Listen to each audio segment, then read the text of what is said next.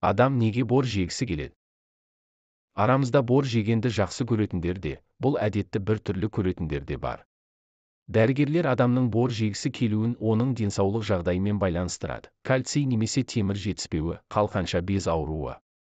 Бор жеудің зияны қандай? Кейде сау адамдар да бор жегісі келе береді. Оның себебі әлі толықтай анықталмаған.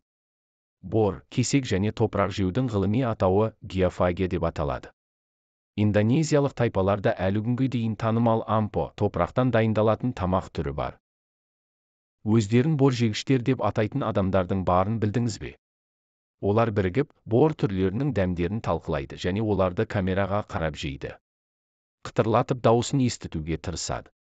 Мұндай видеолар миллиондаған көрілім мен лайк жинайды. Бір жағынан, бұл азым видеоға жатады. Алайда борды бұлай көп жеу денсаулыққа қауіпті.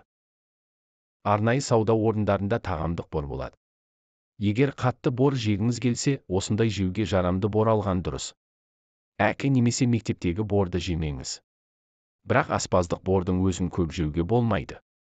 Егер борды жиі жегіңіз келетінін байқасаңыз, дәрігерге қаралып, анализдер тапсыру керек. Борды көп және жиі жеу мына проблемаларға әкелуі мүмкін. Асқазан ішек жолы жұмысының бұзылуы, іш қату, қыжыл және тағы басқа. Органдарға өкпе, бауыр, бүйрек, кальцинаттардың түзілуі. Қант диабетінің дамуы. Қан тамырлар тесігінің тарылуы. Әсіресе жүкті әйелдер абай болу керек. Бор жердің алдында дәрігермен кеңесіңіз. Видео ұнаса арнама тіркеліп, өз пікіріңізді білдіре кетіңіз. Сіздің ойыңыз біз үшін өте маңызды. Рахмет.